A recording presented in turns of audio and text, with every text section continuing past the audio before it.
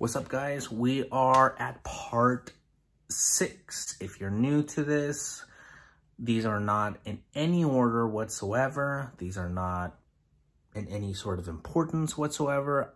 And if to you this doesn't seem like any of value, then it's not for you.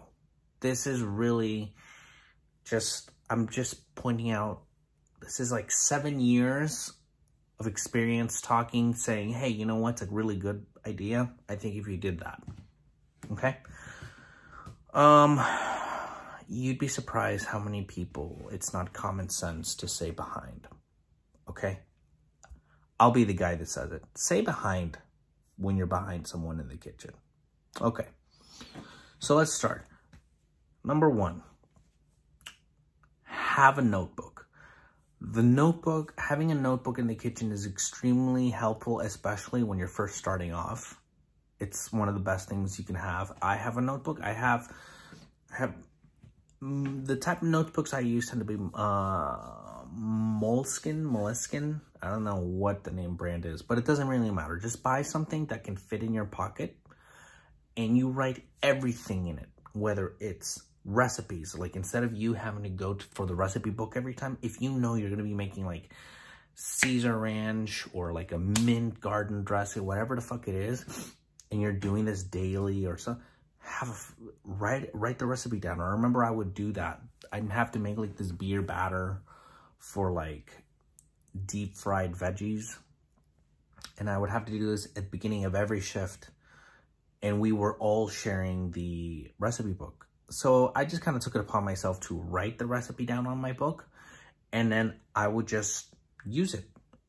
And eventually it got to this point where I'd have all the recipes that I had to be making daily. I'd never used a recipe book. I knew exactly what it needed to be done. If the chef had a question before, he's like, oh, we'll go get, I'm like, hold on, I got it right here. It says this, this, and that.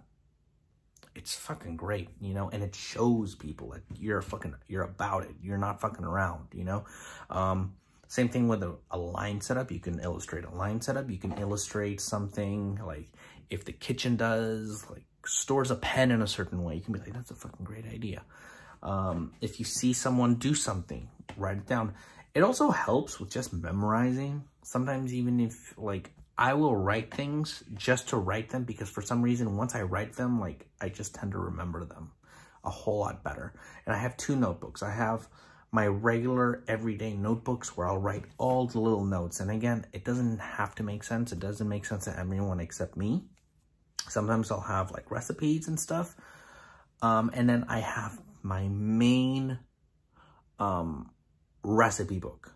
And this is like a compilation of all recipes that I've ever worked with, I've ever done, things that I would like to remember. I keep them, and it's in this really cool book. It's like, it's an address book. So on the sides, it has A through Z. And so I just, you know, hummus is H. So I'll just go to H and I'll write down the recipe there in pen. And it's kind of cool. It's kind of like building your own personal recipe book, and you can look it up for notes, references. It's a great tool to have. When I first started, I think if you look at some of my early Instagram posts, I think there was one, my mentor, he actually bought me all his old notebooks, and I went through all of them just to see, like, what does he write? What does he do? Again, it's those kind of things where there's no, you know, there's not one thing that's like, but it's so many little things. Like, he draw graphs on, like, whether it's how to cut a certain fruit, or this is how he had his setup lined up, or, I mean, it's really anything and everything. It's your notebook. Write whatever the fuck you want. Write whatever you think is going to help you in the long term. Number 2, this one's a little hard because I'm an introvert. I like to just go to work, do my fucking job, and bounce out. That's me, 100%.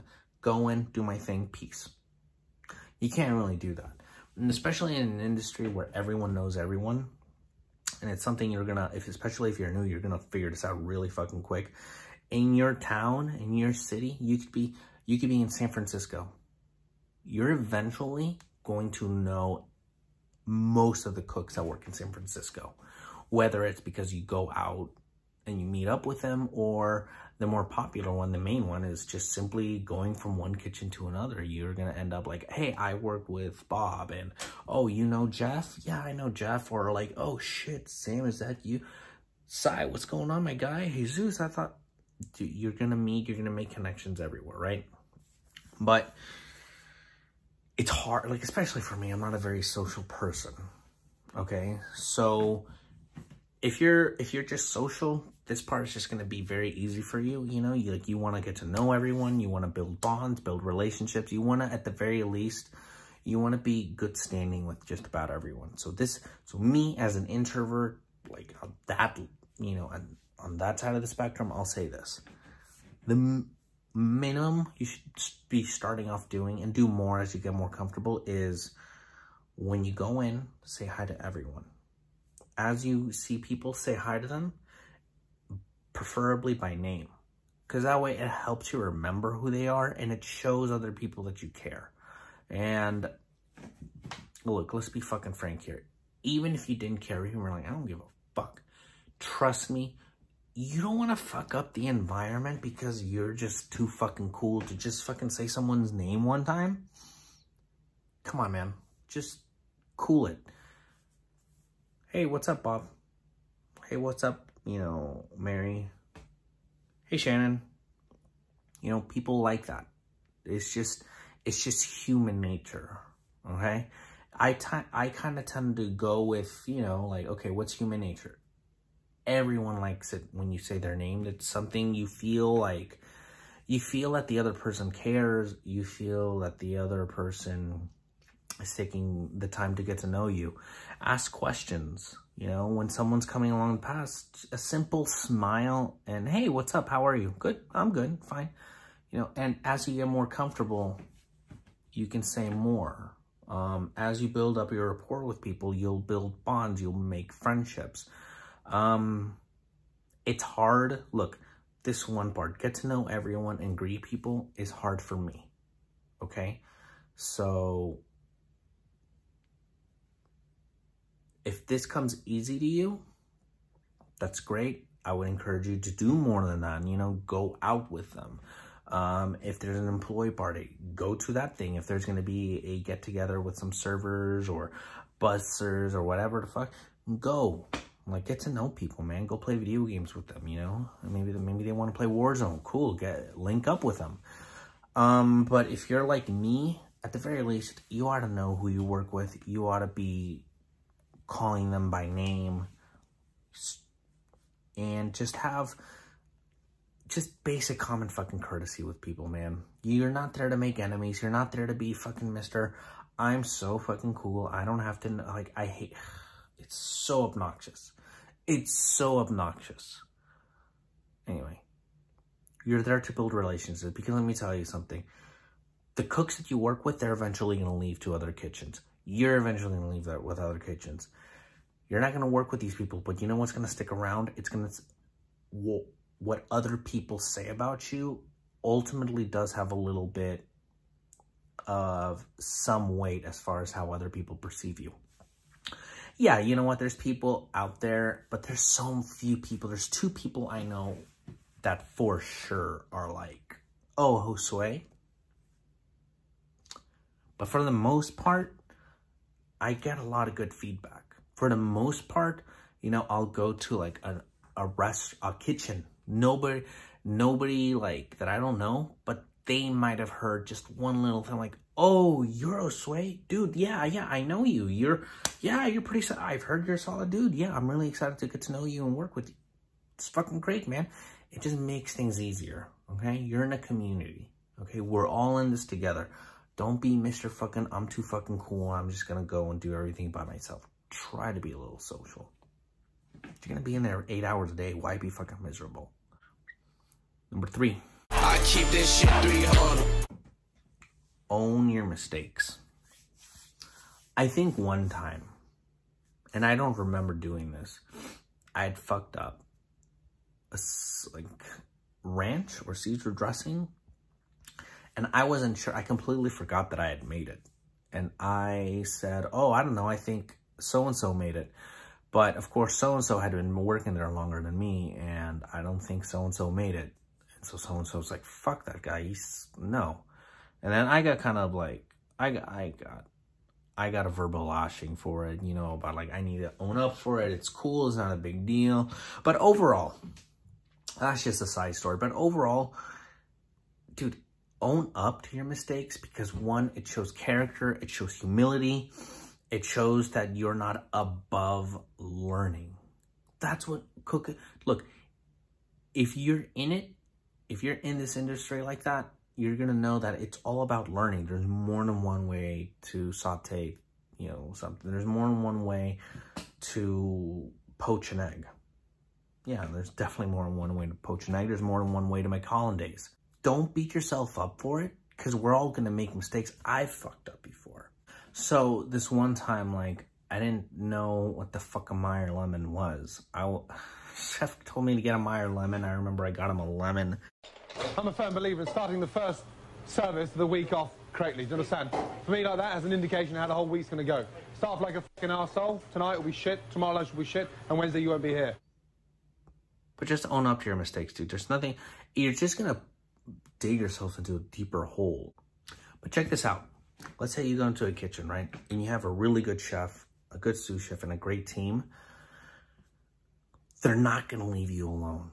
And I don't mean like that they're going to babysit you, but you're going to feel that comfort to be able to go up to them and ask them a question, or if you're not too sure about something. And in many, many cases, they'll just stay with you and do recipe from start to finish and let you know about the little nuances about, you know, maybe they do things a little differently.